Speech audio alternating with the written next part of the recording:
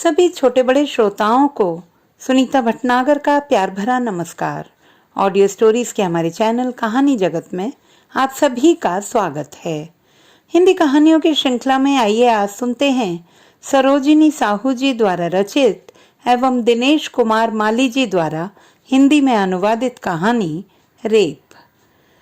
यह कहानी नारीवादी चेतना की सूक्ष्मताओं को बखूबी उजागर करने वाली लेखिका की सर्वाधिक चर्चित कहानियों में से एक है। ऐसी बात नहीं थी कि उन दोनों में छोटी मोटी घरेलू बातों को लेकर झगड़े नहीं होते थे। वे दोनों भी आपस में कुत्ते बिल्ली की तरह झगड़ते थे, कभी दुनियादारी की छोटी छोटी बातों को लेकर, तो कभी बच्चों के लालन पालन को लेकर, या फिर कभी कभार अपने व्यक्तिगत वैचारिक मतभेदों को लेकर। परंतु वे दोनों उन बातों को ज्यादा समय तक अपने हृदय में गांठ बनाकर नहीं रखते थे। कुछ समय बाद एकाध घंटे के भीतर भीतर उनके सारे वैचारिक मतभेद दूर होकर सामंजस्य स्थापित हो जाता था। उसके बाद वह दिन भी बाकी दिनों की तरह सामान्य हो जाता था।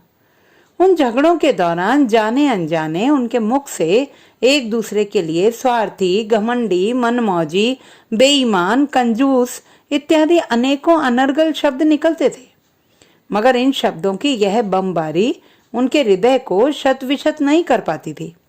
शाम की कटु स्मृतियां सुबह होते होते उनके मानस पटल से रात्रि के तिमिर की तरह हट जाया करती थी। पर आज का दिन दूसरे दिनों की तरह नहीं था। सुपर्णा को आश्चर्य हो रहा था, आखिरकार ऐसी घटनाएं क्यों घटित हो जाती हैं। आज सुपर्णा की नींद पूरी नहीं हुई थी। सुबह सुबह अधूरी नींद से उठकर तंद्रावस्था में वह बाथरूम गई। दैनिक दिनचर्या से निवृत्त होकर वह रसोई घर में गई। हीटर पर चाय चढ़ाकर अंगड़ाई लेते हुए अपने शरीर से आलस्य की जकड़न को दूर करने का यत्न करने लगी। फिर वह जयंत को नींद से जगाते हुए चाय का प्याला देकर बाहर आंगन में जाकर बैठ गई। बिस्तर से उठकर बैठी हाथ में लेकर पीछे पीछे जयंत भी आंगन में चले गए। सुपर्णा ने चाय की चुस्की लेते हुए कहा, मैंने आज एक अजीब सा सपना देखा। जयंत ने पूछा, कैसा सपना? मैंने भी आज एक बुरा सपना देखा। सुपर्णा ने कहा, तुम जैसा सोच रहे हो वैसा नहीं है। इससे पहले कि जयंत अपने सपने के बारे में बताते, सुपर्णा ने कहना प्रारंभ किया, कल सपने में मैंने डॉक्टर त्रिपाठी को देखा। वह मेरे साथ था, मतलब उनके साथ, यानी हम दोनों में। थूक निगलते निगलते सुपर्णा ने कहना जारी रखा, कल रात को सपने में ही फक्ड मी। जैसे ही सुपर्णा के मुंह से ये शब्द निकले, उसने देखा क्षण भर के लिए जयंत का चेहरे का हाव भाव बदल गया। वह झुंझलाकर कहने लगे, मेरी भी ऐसी इच्छा है तुम्हारे अलावा किसी दूसरी के साथ। कहते कहते जयंत चुप हो गए। वह बनावटी हंसी हंसने का अभिनय करने लगे। यद्यपि जयंत के भिजे हुए होंठों पर कृत्रिम मुस्कुराहट की झलक अभी तक स्पष्ट दिखाई दे रही थी, परंतु कुछ समय पूर्व जयंत के विकृत चेहरे पर उभरी प्रतिशोध की भावना को सुपर्णा भुला नहीं पा रही थी। बाद में भले ही जयंत ने उसको ऊपरी मन से समझाने की कोशिश की कि उसने ऐसी कोई भी बात किसी गलत उद्देश्य से नहीं कही थी। यह नहीं कहा जा सकता कि सपना देखने के बाद सुपर्णा के मन में अपराध बोध उभर कर नहीं आया हो, पर जयंत की बात सुनकर उसके मन को गंभीर ठेस पहुंची थी। जयंत को अपने सपने के बारे में बताने के पीछे उसका कोई गलत अभिप्राय नहीं था। चाय पीते पीते गपशप करने के मूड में अचानक उसके मुंह से ये बातें निकल गई थी। उसने इस बात का कदापि यह अनुमान नहीं लगाया था कि जयंत अनजाने में कही गई इन बातों को सुनकर इतने उत्तेजित हो जाएंगे। सुपर्णा जयंत को सफाई देने और समझाने बुझाने के बावजूद भी उसके चेहरे पर उभर आई प्रतिशोध की रेखाओं को भुलाए नहीं भूलती, लेकिन व्यर्थ में बात आगे ना बढ़े सोचकर वह अपने दैनिक क्रियाकलाप के लिए वहां से उठकर घर के भीतर चली गई। कोई और दिन होता तो सुपर्णा अवश्य बहस करने लग जाती, तुम क्या सोचते हो, मुझे सपने देखने का भी अधिकार नहीं है। पर आज वह तर्क कैसे करती, क्योंकि उसे इस बात का अच्छी तरह ज्ञान था कि उसकी जिंदगी जमीन के इस छोटे से टुकड़े पर बने एक छोटे से क्वार्टर में ही सीमाबद्ध है। अगर कोई उसे अभी कहता कि उड़ जाओ, तो वह भी वहां से उड़ने के लिए तत्पर नहीं होगी। पिंजड़े के बाहर की दुनिया के बारे में सोचते ही मन भयभीत होने लगी। अगर कोई पूछता अगले जन्म में तुम क्या बनना पसंद करोगी, उसका उत्तर होता मैं पंछी बनूंगी। सुपर्णा के मन में यह ख्याल कभी नहीं आया था कि वह हमेशा के लिए इस तरह चार दीवारी में कैद हो जाएगी। हर एक दिन दूसरे दिनों से अलग होगा और 28 साल की उम्र तक उसने जैसा जीवन बिताया था वैसा ही जीवन 30 साल की उम्र में उन्हीं दिनों की तरह बीतेगा। पति के लिए गरम गरम रोटियां सेको, लड़के के लिए राइम्स, इंजन और मॉर्निंग की स्पेलिंग्स याद कराओ, लड़की की त्वचा, दांत, बालों की सुरक्षा और सौंदर्य के लिए अपनाए गए घरेलू नुस्खों का उपयोग करो। इन सभी बातों के बीच सुपर्णा यह भूल चुकी थी कि वह एक ऐसी लड़की थी जिसने धवलेश्वर मंदिर में महानदी के किनारे धूम्रपान भी किया था। उसने कॉलेज के लड़कों की छीटाकशी की तनिक भी परवाह नहीं की थी। सुपर्णा को वे बातें भी विस्मृत हो गई थी कि उसने एक नौजवान के साथ इसी विषय पर जोरदार तर्क वितर्क किया था। शायद उसका नाम कोई दास, अधिकारी या ऐसे ही कुछ उपनाम था। उसने उस नौजवान को मुंह तोड़ जवाब दिया था, तुम लोग औरतों के बारे में क्या सोचते हो? क्या उन्हें गाय, बकरी या भेड़ समझते हो? थोड़ा सा धूम्रपान भी हम लोग कर नहीं सकते? भले यह उसका दुस्साहस था या उसकी मनमौजी प्रवृत्ति। शादी के 3 साल बाद तक जयंत के इस क्वार्टर में बंद कर नहीं रह पाती थी। वो इस छोटे से शहर में वह छटपटाकर रह जाती थी और अपने मायके जाने के बहाने कटक या भुवनेश्वर चली जाती थी। जयंत, मैं तुम्हारे सीमित संसार में नहीं रह सकूंगी। मुझे उड़ने के लिए विस्तीर्ण आकाश चाहिए। सुपर्णा भुवनेश्वर से लगातार पत्र लिखती रहती थी और उचित प्रत्युत्तर न पाकर अंत में वह कुंठाग्रस्त होकर जयंत के पास लौट आती थी। नौकरी एक पराधीनता है। जानते हुए भी उसने एक बार निश्चय कर लिया था कि वह स्वतंत्र रूप से नौकरी करेगी, परंतु उसी समय डॉक्टर ने सलाह दी, यह तुम्हारा पहला इश्यू है। इस समय तुम्हें ज्यादा यात्रा प्रवास नहीं करने चाहिए। कम से कम 5 महीने तक फुल बेड रेस्ट करना तुम्हारे लिए जरूरी है। इन 5 महीनों के बेड रेस्ट के दौरान सुपर्णा का जीवन पूर्ण रूपेण बदल गया था। वह कई नई नई अनुभूतियों के साथ तरह तरह की मानसिक जड़ताओं की शिकार होती जा रही थी। बस उसके बाद उसे यह याद भी नहीं रहा कि उसे केवल मां ही नहीं बल्कि एक पंछी बनकर खुले गगन में उड़ना भी था। वह सोच रही थी कि उसे अपनी पीठ पर बच्चे बांधकर बंजारिन हो जाना चाहिए। जयंत की नसबंदी के बाद वह अपने बीते दिनों की यादों और दुश्चिंताओं को बेटे की हंसी में तथा बेटी की शरारतों में मुक्त मिलन के अंत की सुख निद्रा में भूल गई थी वह साल्बेलो और गार्शिया माक्रोज के सृजनात्मक लेखन को, सैम पित्रोदा की विज्ञान आधारित शिक्षा नीति को और शबाना आजमी की कलात्मक फिल्मों को। अब तो वह केवल इस बारे में निसंकोच गप्पे लड़ाती थी कि प्रधान बाबू के घर में एक पाव भर मटन में 7 आदमी कैसे खाते। मोहंती बाबू के क्वार्टर के झरोके में वह कितनी बार देख चुकी थी मोहंती बाबू अपनी पत्नी के सिर से जुएं कैसे निकालते या प्रेशर कुकर साफ कैसे करते, या फिर शादी के समय वह अपने मायके से कितना सोना लाई और इस बीच और कितना सोना उसने खरीदा। दूध बेचने वाली गाड़ी के हॉर्न से सुपर्णा अपने वर्तमान में लौट आई। सामान्यतः उसको बर्तन मांजने में ज्यादा से ज्यादा 15 मिनट का समय लगता था, पर आज पता नहीं क्यों उसे बर्तन मांजते आधा घंटे से ज्यादा हो गया था, फिर भी काम पूरा होता हुआ नजर नहीं आ रहा था। सुपर्णा हाथ धोकर उठ खड़ी हुई और दूध के बर्तन और रुपए लेकर बेटे के हाथ में थमा दिए। फिर अपने बालों में कंघी फेरते हुए दर्पण में अपने चेहरे को निहारने लगी कि वह ठीक ठाक दिखाई दे रही है या अभी भी उदास चित्त है। जैसे ही वह घर से बाहर निकली, मिल्क वैन के ड्राइवर ने पूछा, क्या बात है मैडम, आज आप दूध लेने नहीं आई? तबीयत ठीक नहीं है क्या? मगर उसने कोई उत्तर नहीं दिया, केवल प्रत्युत्तर में मुस्कुरा दी। बड़ी मुश्किल से उसने 8 बजे तक नाश्ता बनाया। उस दिन जयंत ने अपना अल्पाहार इस तरह ग्रहण किया मानो वह घोड़े पर जीन कसकर आए हों। ब्रेड स्लाइस सोफे में बैठकर तो ऑमलेट आंगन में खड़े होकर और चाय चलते चलते पीकर वह तेजी से घर से बाहर निकल गए। जाते जाते स्कूटर पर किक मारते हुए कहने लगे, मैं ऑफिस से 10 बजे तक लौट आऊंगा, तुम तैयार रहना। डॉक्टर के पास चलना है ना। इतना कहकर जयंत सुपर्णा के उत्तर की प्रतीक्षा किए बगैर ही वहां से चले गए। उनके जाने के बाद सुपर्णा घर के भीतर आ गई। वह भीतर ड्राइंग रूम में ब्रेड के बिखरे हुए टुकड़ों की तरफ देखने लगी। जयंत अक्सर बच्चों के साथ टेलीविजन देखते हुए नाश्ता करते थे। अभी तक आज उससे शयन कक्ष में बिस्तर भी नहीं बदला गया था। उसने अभी तक सारे घर में झाड़ू तक नहीं लगाया था। फिल्टर कैंडल को साफ करने का काम भी अभी तक बचा हुआ था। ना तो आज उसने अभी तक नल से पानी भरकर रखा था और ना ही अभी तक दूध गर्म कर पाई थी।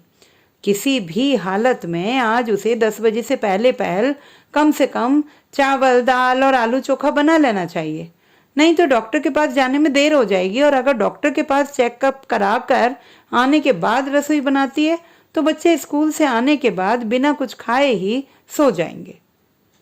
उसके सारे काम अभी तक बाकी पड़े थे। सुपर्णा समझ नहीं पा रही थी कि वह कौन सा काम पहले करे और कौन सा बाद में करे। शयन कक्ष में जब वह चादर बदलने गई तब उसे काफी थकान से चक्कर आने लगे। थोड़ा सा विश्राम करने के लिए वह पलंग पर चित लेट गई। लेटे लेटे वह सोचने लगी, काश उसने एक नौकरानी रख ली होती। लेकिन नौकरानी रखना कोई साधारण काम नहीं था। कभी कभी नौकरानी रखने से घर की शांति भंग हो जाती थी। पहले वाली नौकरानी को उसके यहाँ से काम छोड़े लगभग 4 महीने ही बीते होंगे। इन 4 महीनों के दौरान घर का नियमित कामकाज करने से होने वाले शारीरिक व्यायाम के कारण सुपर्णा की स्थूल काया छरहरी और सुडौल हो गई थी। सुपर्णा बच्चों की बढ़ती शरारतों से आजकल परेशान रहती थी। वह समझ नहीं पाती थी कि उनको कैसे संभाला जाए। 3 दिन पहले की बात थी। उसकी बच्ची ने डिस्टिल वाटर के एम्पुल के कांच के छोटे टुकड़े को घर की नाली में से उठाकर खा लिया था। बहुत कोशिशों के बाद उसके मुंह से वह कांच का टुकड़ा तो निकाल दिया था, पर उसकी तेज धार से बच्ची की जीभ लहूलुहान हो गई थी। कोई और कांच का टुकड़ा पेट में न चला गया हो, इस संदेह को दूर करने के लिए बाद में उसके पाखाने की जांच भी करवानी पड़ी थी। हर दिन की तरह आज भी दोनों बच्चे ड्राइंग रूम में लड़ाई झगड़ा कर रहे थे।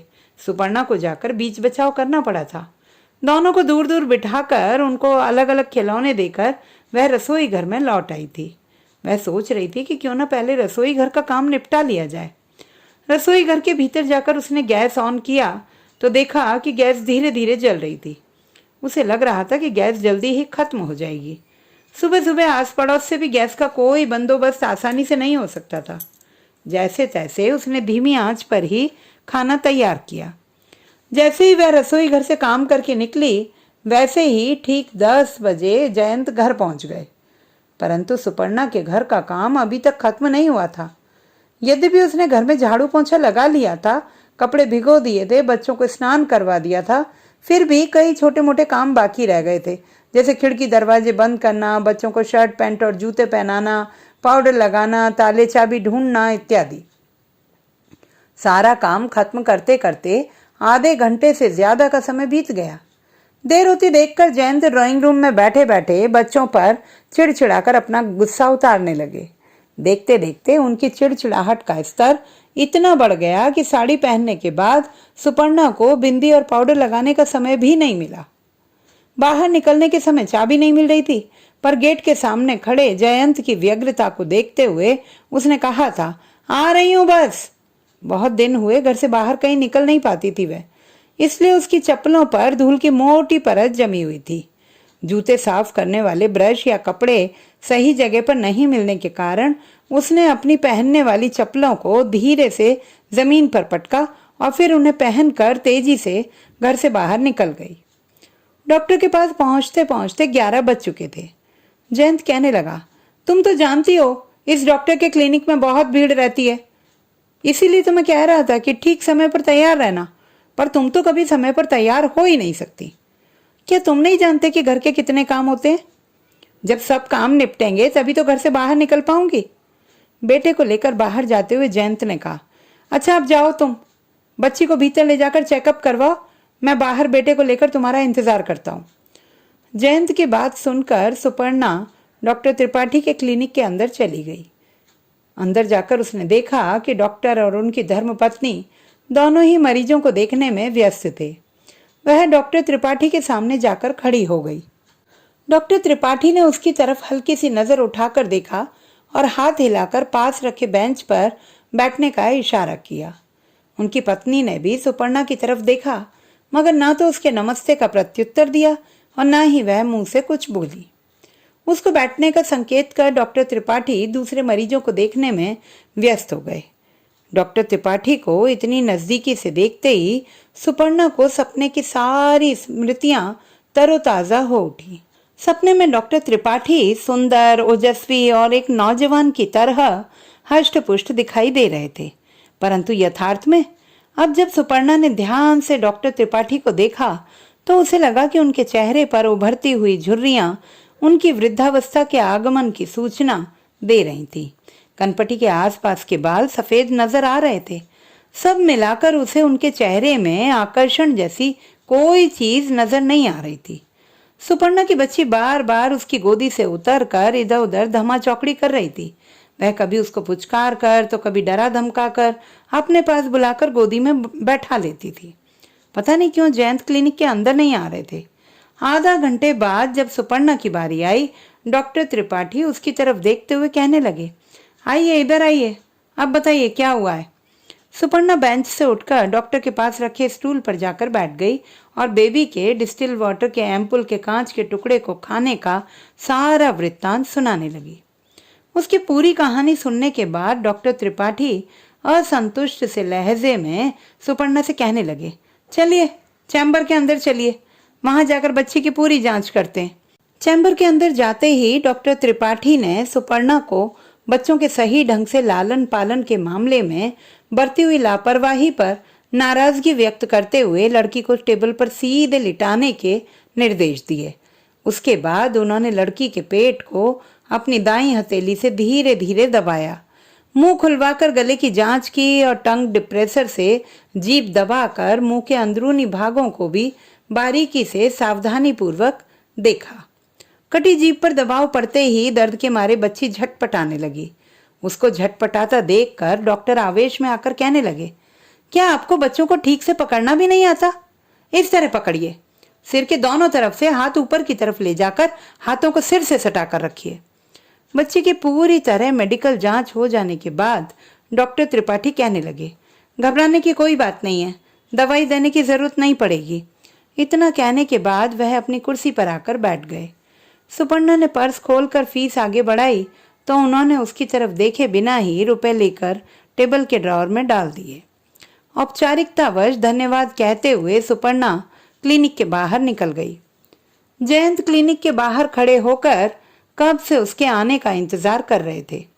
उसको बाहर आते देखकर बेटा चॉकलेट के लिए जिद करने लगा। जयंत को इंतजार में बाहर खड़ा देखकर वह सोचने लगी, उन्हें कम से कम एक बार तो क्लिनिक के अंदर आना चाहिए था, एक बार तो डॉक्टर से बेबी के इलाज के बारे में पूछना चाहिए था। खैर यह भी छोड़ो, क्लिनिक से बाहर निकलने के बाद अभी तो कम से कम डॉक्टर ने बच्ची के इलाज के बारे में क्या बताया पूछ लेना चाहिए था। इतना पूछ लेने मात्र से उसके मन को थोड़ा सा संतोष तो हो जाता, परंतु जयंत ने कुछ नहीं पूछा। पास वाली दुकान पर जाकर सीधे बच्चों के लिए चॉकलेटें खरीदी और बिना कोई बात किए वे सब घर को वापस आ गए।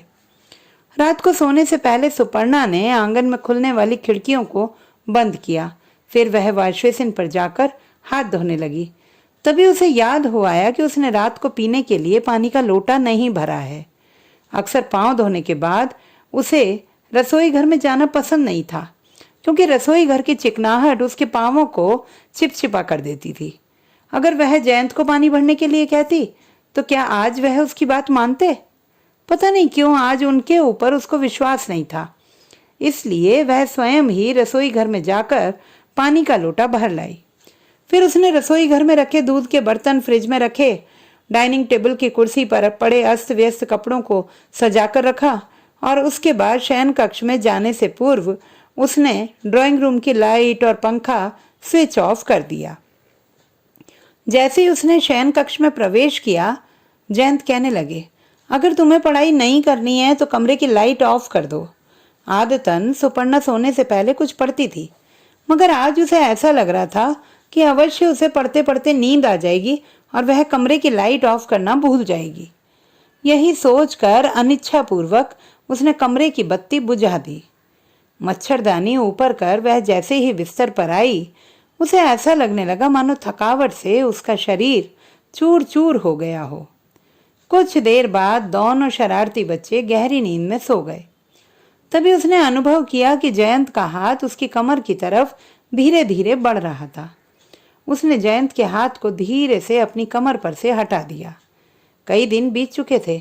उन दोनों के बीच किसी भी तरह का कोई संसर्ग नहीं हो रहा था, और ऐसे भी आजकल इन सब के लिए इच्छा पैदा ही नहीं हो रही थी, मानो उसका सारा उत्साह स्वतः नष्ट हो गया हो।